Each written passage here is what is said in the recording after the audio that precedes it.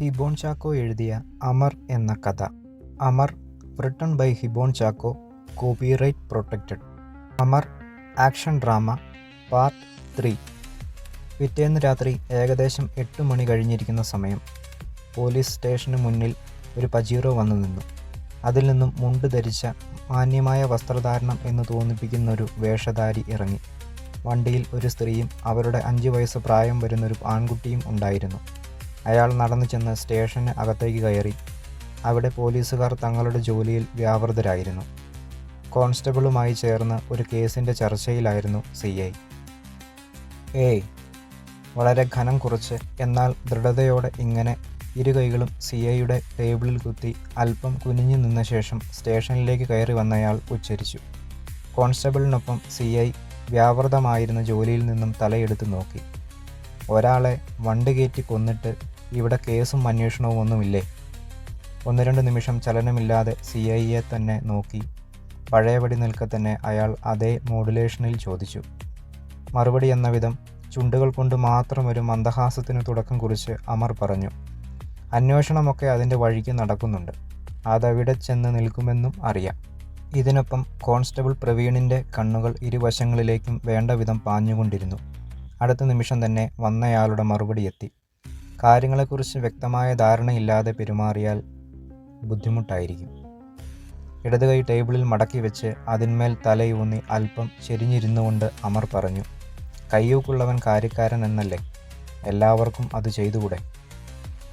മറ്റു പോലീസുകാരും സ്റ്റേഷനിലുണ്ടായിരുന്ന ചില പ്രതികളുമൊന്നും ഈ രംഗം അങ്ങനെ ശ്രദ്ധിക്കുന്നുണ്ടായിരുന്നില്ല. സ്ഥലം മാറിപ്പോയി. കണ്ണുകൾ മാത്രം അല്പം ഉയർത്തി പഴയപടി വന്നയാൾ പറഞ്ഞു. ഇതുകൊണ്ടൊക്കെ തന്നെയാ. പഴയപടി ഇരിക്കെ തന്നെ കണ്ണുകൾ മാത്രം താഴ്ത്തി വലതുകൈയാൽ ടേബിളിൽ ഉപയോഗിച്ചുകൊണ്ടിരുന്ന പേനയെ അനക്കിക്കൊണ്ട് അമർ മറുപടിയായി പറഞ്ഞു. അല്പനിമിഷം മുന്നോട്ട് ഇരുവരും അങ്ങനെ തന്നെ തുടർന്നു, പ്രവീണിനെ സാക്ഷിയാക്കി. ശേഷം ഒന്ന് നിശ്വസിച്ചിട്ട് അനക്കം കൂടാതെ വന്നതുപോലെ അയാൾ സ്റ്റേഷനിൽ നിന്നും ഇറങ്ങി നടന്നു. ചെന്ന് വണ്ടിയിൽ കയറി സ്റ്റാർട്ട് ചെയ്തു. ഭാര്യയുടെ അധികാരത്തോടെ എന്ന വിധം അതിലിരുന്ന സ്ത്രീയുടെ നോട്ടത്തോടൊപ്പം. സാർ, സംഗതി കുഴയുന്ന മട്ട. ഇത് റോയ്സ്, ഇവിടുത്തെ ഒരു ബിസിനസ് മാഗ്നറ്റാണ്. അയാൾ പോയ വഴിയിലേക്ക് നോക്കിക്കൊണ്ട് അമറിനോട് കോൺസ്റ്റബിൾ പറഞ്ഞു. പുച്ഛത്തോടെ ഒരമ്പരപ്പ് മുഖം കൊണ്ട് പ്രകടമാക്കിയതേ ഉള്ളൂ മറുപടിയായി അമർ. കാശുള്ളതുകൊണ്ടും മറ്റും എല്ലാവരുമായി നല്ല ബന്ധമാണ്. അടുത്തറിയാവുന്നവർ പറയുന്നത് വെച്ച് ബിസിനസ്, ലാഭം, നിലയ്ക്കുള്ള ജീവിതം. അല്പം കുനിഞ്ഞ് വളരെ കാര്യമായി പ്രവീൺ ഇങ്ങനെ അമറിനോട് പറഞ്ഞു. ഒരു മറുപടിക്കർഹമായ കാര്യങ്ങളല്ല സംഭവിക്കുന്നത് എന്ന മട്ടിൽ ഒരു പ്രത്യേക ഭാവം പഴയപടി ഇരിക്കെ തന്നെ പ്രവീണിനെ നോക്കി അമർ പ്രകടമാക്കി. എന്നാ പറ്റി? ആള് പ്രശ്നമാണോ? മടിയിൽ ചേർത്ത് പിടിച്ചിരിക്കുന്ന ആൺകുട്ടിയെ അവൻ്റെ ലോകത്ത് തന്നെ നിലനിർത്തിക്കൊണ്ട് ചലനമില്ലാതെ മുന്നോട്ട് ഡ്രൈവ് ചെയ്യുന്ന റോയിസിനെ നോക്കി അവൾ ചോദിച്ചു. ക്രൈം റേറ്റിൻ്റെ പേരിൽ തലവേദനയായപ്പോൾ ഒന്ന് മുഖം രക്ഷിക്കാൻ ഇങ്ങോട്ടൊരുത്തിനെ തട്ടിയിട്ടുണ്ട്. പഴയപടി തുടരെ തന്നെ 2 നിമിഷത്തെ നിശബ്ദതയ്ക്ക് ശേഷം അവൻ പറഞ്ഞു. അവൾ തൻ്റെ ഭർത്താവിൽ നിന്നും തലയെടുത്തില്ല. റോയ്, നിനക്കിത് ആദ്യമായിട്ടൊന്നുമല്ലല്ലോ. മറുപടിക്കായവൾ പഴയപടി തന്നെ കാത്തു. രൂപേഷേ, അവൻ നമുക്ക് പ്രയോജനമുള്ള സർക്കിളിലേതാ. ഇവൻ ഇന്നലെ അവനെ തട്ടി. ഇങ്ങനെ പറഞ്ഞ് പഴയപടി തന്നെ 2-3 നിമിഷത്തെ ഇടവേളയിട്ട് റോയിസ് തുടർന്നു പറഞ്ഞു. ഇവനെ സാഹചര്യം അങ്ങ് മുതലെടുക്കുക. ഉദ്ദേശം അത്ര നേരെയുള്ളതല്ല. ഇത്തവണ മറുപടിക്ക് മുൻപ് അവളൊന്ന് നേരെയിരുന്നു. ശേഷം കുട്ടിയെ പഴയപടി തന്നെ പരിഗണന തുടർന്ന് ചോദിച്ചു.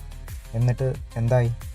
അല്പം പിന്നോട്ടേക്ക് തല ചെറുതായി വെട്ടിച്ചതുൾപ്പെടുത്തിയ ഈ ചോദ്യത്തിന് മറുപടിയായി മുന്നോട്ട് തരക്കേടില്ലാതെ നേരെ കിടക്കുന്ന റോഡിലേക്ക് ശ്രദ്ധ കേന്ദ്രീകരിച്ച് തന്നെ റോയിസ് മറുപടി നൽകി. രൂപേഷിൻ്റെ പേര് പുറത്തു വന്നാൽ എല്ലാവർക്കും ഒരുപോലെ തലവേദനയാകും. നമ്മൾ തന്നെ ചെന്ന് എല്ലാം ക്ലിയർ ചെയ്യേണ്ടി വന്നു. മുന്നിലുള്ളൊരു വണ്ടിയെ ഓവർടേക്ക് ചെയ്യുന്ന താമസം അവൻ തുടർന്നു പറഞ്ഞു. ഞാൻ വീട്ടിൽ വരുന്നവരെ ഇതിൻ്റെ പിറകെയായിരുന്നു. ഒന്നുമില്ല, എന്നാലും നിന്റെ ചോദ്യം കൂടിയായപ്പോൾ ഞാൻ പറഞ്ഞെന്നേ ഉള്ളൂ. ഇത്രയും കേട്ടതോടെ ഒന്ന് സടകുടഞ്ഞെന്ന വിധം തൻ്റെ മകനെ ഒന്നുകൂടി ഇരു കൈകളാലും ചേർത്ത് നേരെയിരുന്ന ശേഷം അവൾ പറഞ്ഞു. നമ്മൾ ലേറ്റായോ? ഇന്ന് കുറച്ചധികം സാധനങ്ങൾ വാങ്ങിക്കാനുണ്ടായിരുന്നു. പെട്ടെന്ന് തന്നെ അവളെയൊന്ന് നോക്കി എന്തോ പറയുവാൻ റോയിസ് തുനിഞ്ഞതും അവരുടെ മോൻ ഇടയ്ക്ക് കയറി. എനിക്കും കുറച്ച് സാധനങ്ങൾ വാങ്ങിക്കാനുണ്ട് പപ്പ. കൂസലില്ലാതെ ദൃഢമായുള്ള അവൻ്റെ ഈ പഴയപടി നിലകൊണ്ട് തന്നെയുള്ള മറുപടി കേട്ട ശേഷം ചെറിയൊരു മന്ദഹാസത്തോടെ റോഡിലേക്കൊന്ന് നോക്കി. ഡ്രൈവ് ഉറപ്പുവരുത്തിയ ശേഷം റോയിസ് അവളെ നോക്കി വേഗത്തിൽ പറഞ്ഞു, വല്ലതും വാങ്ങിക്കാനും കൂടിയല്ലേ, ഇതിനൊക്കെയല്ലേ അവിടെ രണ്ടുപേരെ വെച്ചിരിക്കുന്നത്. പഴയപടി ഇരിക്കെ തന്നെ ഉടനടി വന്നു അവളുടെ മറുപടി. എൻ്റെ കാര്യം ചിലപ്പോൾ ഞാൻ തന്നെ ചെയ്യേണ്ടി വരും. ചിലപ്പോൾ അങ്ങനെ ചെയ്താലേ ശരിയാവത്തുള്ളൂ. മറുപടി രഹിതനായി ഡ്രൈവ് തുടർന്ന റോയിസ് ഉടനടി മകനെ പരിഗണിച്ചെന്ന വിധം പറഞ്ഞു, റോറൂട്ട, നീ ടെൻഷൻ അടിക്കാതെ കേട്ടോ, നമ്മൾ ദേ എത്തി. ഉടനടി തന്നെ നേരെ നോക്കി ഡ്രൈവ് ചെയ്തുള്ള തൻ്റെ പപ്പയുടെ ഈ ലാളിത്യം കലർന്ന വാചകങ്ങൾ ശ്രദ്ധിച്ചെന്ന വിധം തൻ്റെ മമ്മിയെ ഒന്ന് നോക്കിയ ശേഷം ചെറുപുഞ്ചിരിയോടെ അവൻ പറഞ്ഞു, മമ്മീനെയും കൂടി കൊഞ്ചിക്കണം, ഇല്ലെങ്കിൽ മമ്മിക്ക് വിഷമമാകും. പുഞ്ചിരി വിടാതെ റോയിസിൽ നിന്ന് മുഖമെടുത്ത് ഒരിക്കൽ കൂടി തൻ്റെ മമ്മിയെ നോക്കി റോറിൻ ഇങ്ങനെ നിർത്തി. അവൾ വാത്സല്യം കലർന്ന ദേഷ്യത്തിൽ അവനെ ഒന്ന് നോക്കി. അപ്പോഴേക്കും ഒന്ന് ചിരിച്ചുകൊണ്ട് തൻ്റെ ഭാര്യയെ ഒന്ന് നോക്കി റോയിസ് പൊതുവായെന്ന വിധം പറഞ്ഞു, റീനമോളെ കൊഞ്ചിക്കുന്ന കാലമൊക്കെ കഴിഞ്ഞില്ലേടാ കുട്ട. അടക്കി പിടിച്ചൊരു ചിരിയോടെ അവൾ ഉടനടി പറഞ്ഞു നേരെയിരുന്ന്. വണ്ടി വിട്. റോഡിലെ തിരക്കും മറ്റും അറിയാത്ത വിധം അവർ മുന്നോട്ട് നീങ്ങി.